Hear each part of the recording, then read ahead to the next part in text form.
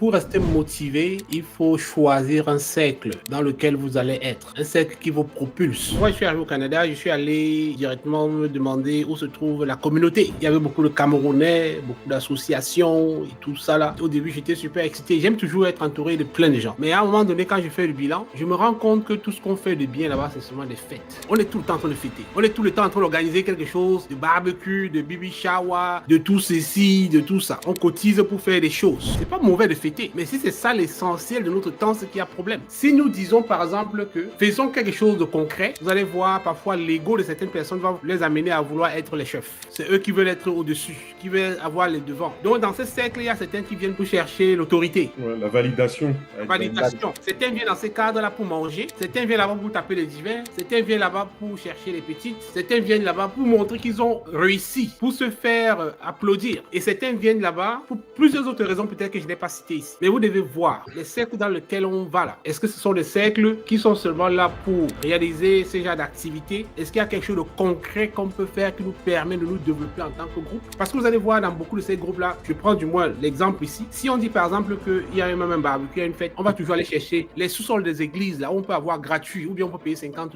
Mais depuis qu'on est ensemble, on ne pense pas qu'on peut mettre de l'argent en tant que communauté pour faire quelque chose de concret. De telle sorte que quand les cadets, les autres vont venir, ça va pouvoir les donner le boulot. Généralement dans ces milieux, on ne pense à rien de concret. Je ne dis pas que c'est toutes les communautés, mais généralement c'est ça. Et je vois le commentaire d'Ismaël qui dit en plus à prendre de l'argent quand on a plein d'événements sociaux. Bien ça, sûr. Quand vous dites cotisons pour faire le barbecue, cotisons pour faire ceci. Et essayez un peu de dire cotisons pour que je lance mon fonds de commerce, que je lance un business. On va dire mais pour qui vous prenez? Si vous dites que vous avez un projet de business là, vous demandez aux membres de cotiser pour que vous ayez le capital. Tentez un peu ça, vous allez voir. Ou bien vous dites que c'est l'anniversaire de votre fils. On va cotiser pour lui apporter des cadeaux, des jouets et tout. Essayez plutôt de dire au lieu que vous me donnez des cadeaux pour mon fils, donnez-moi $50 ou bien $20, ceux qui le veulent. Comme ça, je commence un compte d'investissement pour lui. On va dire, mais attends, dégage, c'est nous qui allons envoyer ton enfant à l'école.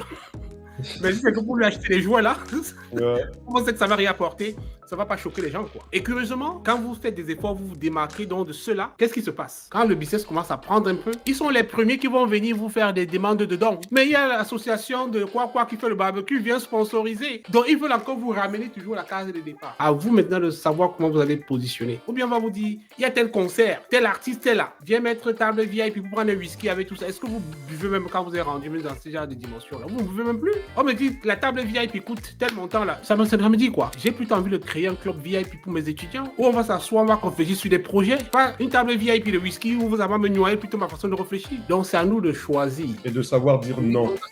Savoir dire non, comme l'a exprimé Farrell à travers ses exemples ou comme vient de l'expliquer Happy. Savoir dire non. Il n'y a pas de mal à dire non. Il n'y a pas de mal à être égoïste parfois. Je sais qu'on grandit dans des environnements où on dit oh, il faut tout partager. Oh, tu sais, ton pied, c'est mon pied. Non.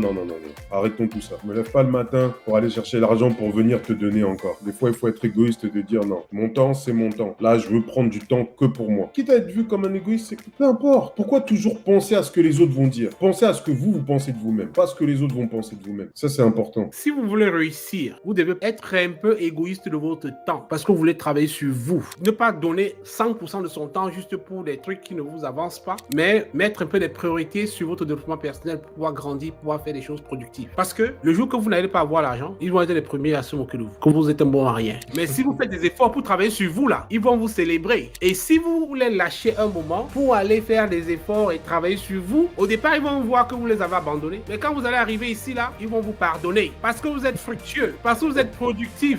Est-ce que vous voyez?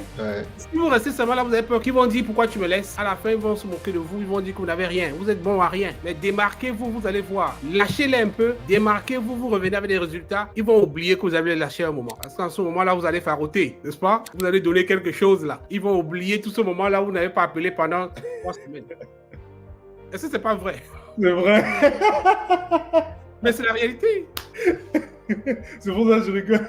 Parce que c'est la réalité. Donc, il faut faire des sacrifices. Moi, j'ai pris ma liste. Un moment, j'avais vu dans mon téléphone. Il y a peut-être 200 noms là. Ça, c'est quand je faisais pas encore l'académie. Je dis, mais comment je connais 200 personnes? Avant, je restais comme ça. Moi, j'ai pas parlé avec telle personne. Je fais 1 heure de temps au téléphone avec lui. On parle des futilités, de tout et rien et tout ça, tout ça. Après, tu vois que un mois passé, je n'ai rien fait de concret. On est seulement dans les divers. On parle des petites. On parle de poissons brisés. On parle de tout ce que vous voulez, de tout ce que vous voulez là. Des grosses voitures, des cravates, de tout ça. Après, à un moment donné, tu fais le bilan. Si tu veux évaluer, tu dis, mais attends, la relation aussi, j'aime bien cette amitié, mais dans un certain cadre. Donc après, tu te retires, tu vas te plonger dans tes concepts de développement personnel, tu travailles sur toi, et il y aura un moment où tu auras besoin de souffler. Tu vas aller lire un bon livre, tu vas apprendre des choses. Parfois, quand tu vas aller marcher, ton ami va dire, gars, allons marcher, dis donc. Il y a des moments où tu vas être un peu égoïste, hein, parce qu'en marchant là, tu vas profiter pour digérer un livre. Alors que si ton ami vient, tu vas juste taper les faux divers du début jusqu'à la fin. Donc, c'est à nous de voir comment gérer notre temps. Tout à On a fait. eu pas mal de commentaires, Farrell, si tu veux. Oui, on a eu beaucoup de commentaires. Par exemple, Ismaël qui dit: je crois que je vais me fixer des objectifs communs avec ma conjointe. Je vais lui proposer qu'on fasse chacun 1 heure de lecture par jour parce que tous deux, on a plein de livres, mais on ne lit pas.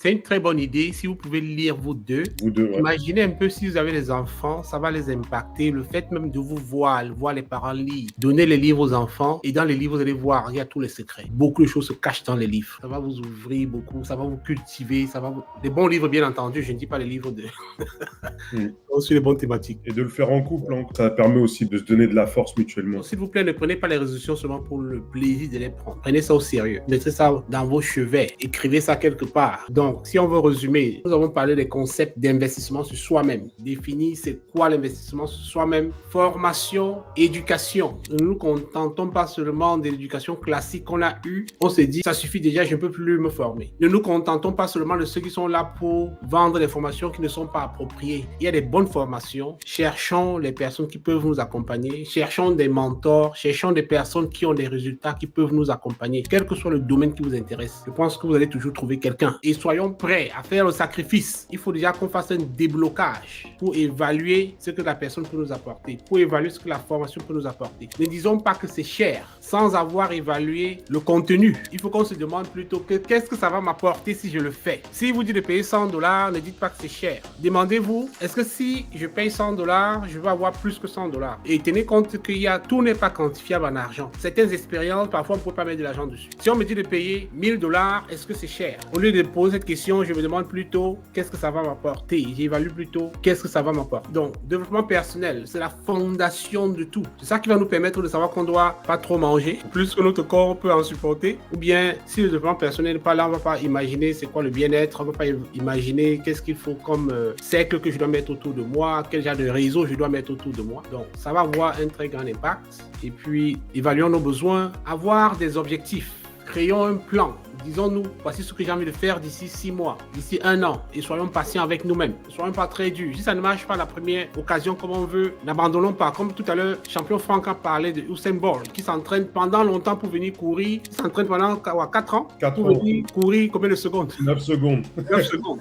Donc, soyons patients avec nous-mêmes. Ne tirons pas vite des conclusions en disant que ça n'a pas marché. Et puis, regardons autour de nous les ressources disponibles. Il y a des bons livres. Allons chercher. Faisons l'effort. Ne pensons pas seulement au gratuit. Parce que le gratuit aussi ne va pas apporter la composante motivation. Donc, discipline constante. Pensez à ceux-là qui ont eu des bons résultats. Allez lire l'histoire des personnes qui vous ont inspiré. Demandez-vous comment ces personnes ont fait pour arriver à ces résultats. Voilà un peu comment je vais résumer les grands points qu'on a couverts ici. Très bien, merci beaucoup, Happy. Franck, je ne sais pas si tu as un mot de la fin. Non, ça a été très bien résumé, hein, de prendre en compte tous les aspects, comme l'a dit le CEO. Très bien. Donc, merci beaucoup, Franck. Merci beaucoup, Happy. Donc, si vous nous découvrez pour la première fois, n'oubliez pas de vous abonner, de liker la vidéo, de mettre la cloche de notification et on se retrouve très bientôt.